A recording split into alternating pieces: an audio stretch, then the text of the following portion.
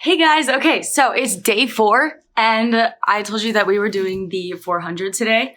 It's a core workout, and it shouldn't take too long, but it is definitely one of those things where you have to push through because your core is going to be on fire. So just mentally prepare yourself for that today. Let's see, the 4 exercises, because I call it the 400 because there's 400 reps and there's 4 exercises and you do 25 reps of each and you do that each of them 4 times, which comes out to 400 reps. So we have 25 bicycles. I'll stay in the camera. 25 bicycles, 25 Supermans, 25 V-ups, and 25 leg lifts.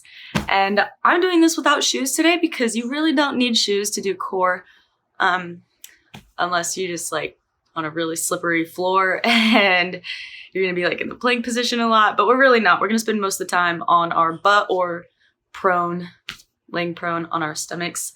So that being said, I will go through those 4 exercises, just talk a little bit about how to do them and what to really focus on, what cues to use when you're doing these exercises.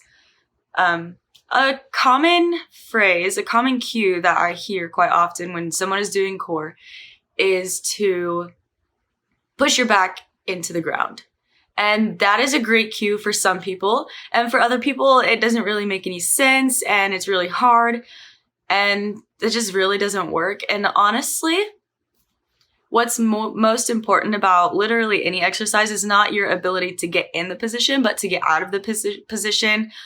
With good technique, good form, and without putting too much strain on one certain set of muscle groups. So, which I guess is why they say to, push your back into the ground, because if you're not, then you're going to be using your back more than you are your core.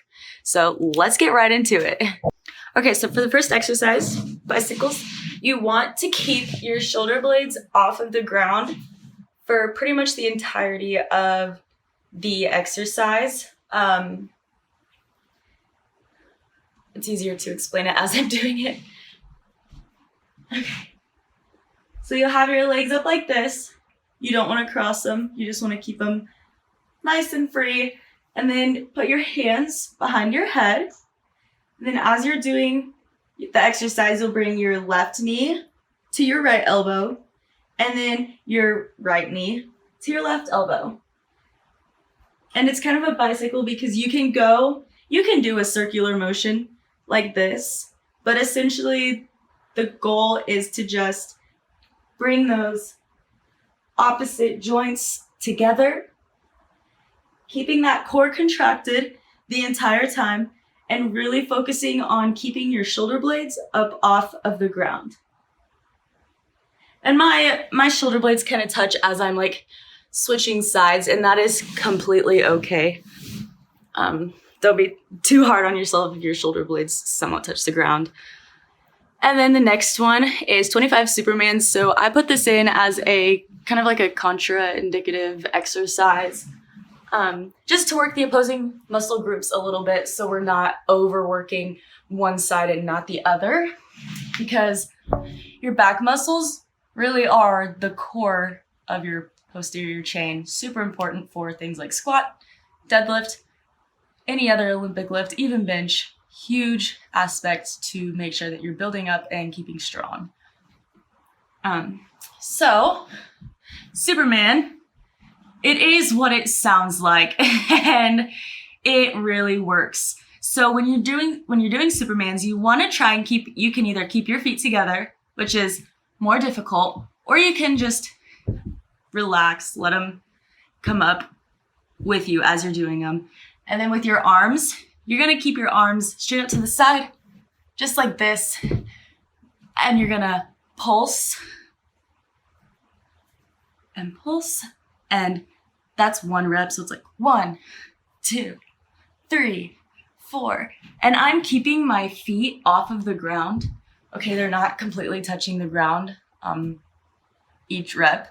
And it's just to keep that tension in the glutes and the lower back area, which is the muscles that we are trying to work with that exercise. And then next we have V-ups. we've already went over this exercise, but for the sake of the video and for potentially new viewers, I will go ahead and explain those. So V-ups are fun. They are fun. We're working on that positive thinking here.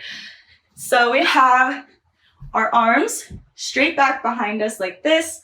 And then the goal is to get our hands to touch our feet and to make that V shape. And some people, not being me, are very flexible and they can really get their legs up there and their arms up there and they really look like they have a V shape. Mine is more of like a V that's going that way.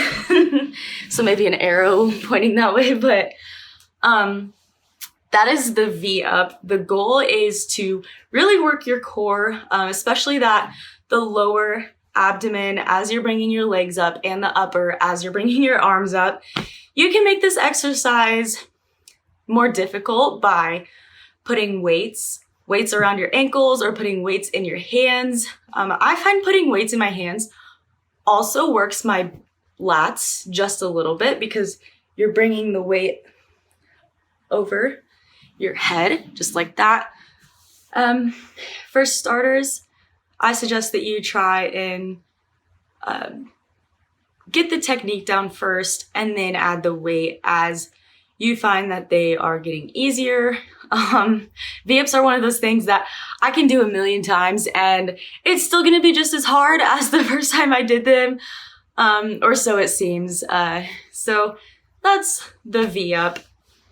And then for the last one, we have leg lifts. And this one is awesome because you can do it many, many different ways.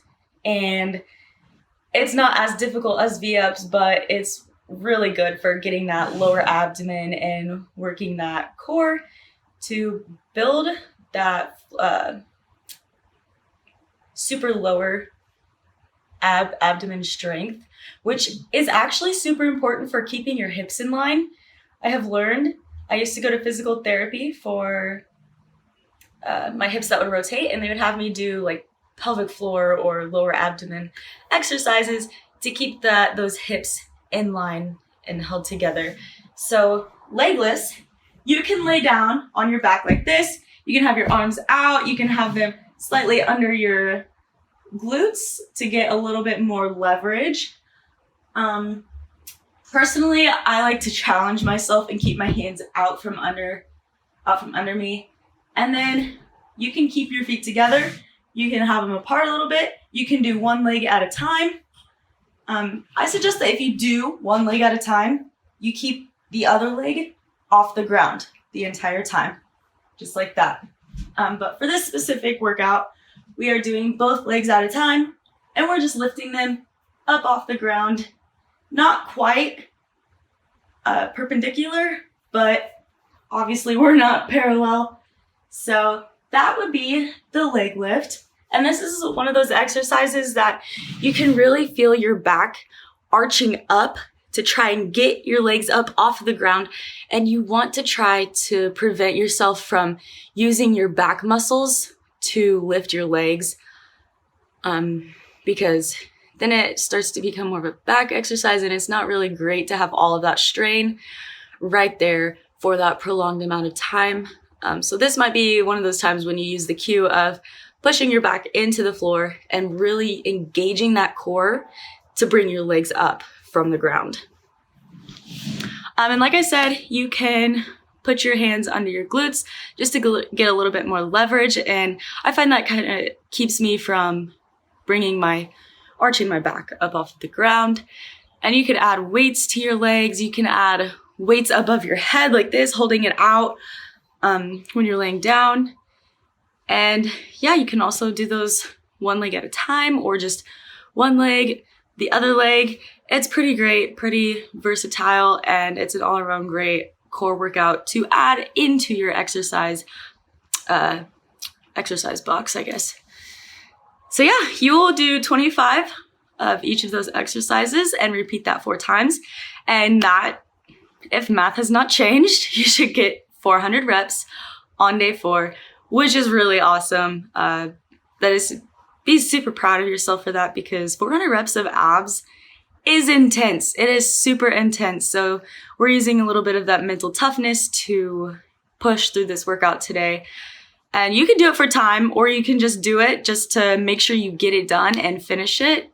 Just get the 400 reps. Doesn't matter how fast you do it. Doesn't matter how slow you do it.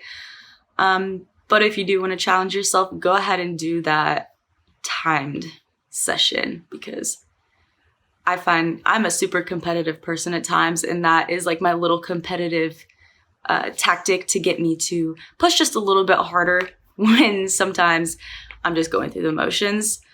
So yeah, that is it for day 4. Tune in for day 5. We're going to actually do a mental toughness training session, and it's not going to have anything to do with exercising, but it is definitely going to be one of those things that sometimes you just really don't take the time for, but we're going to take a little bit of time for it tomorrow.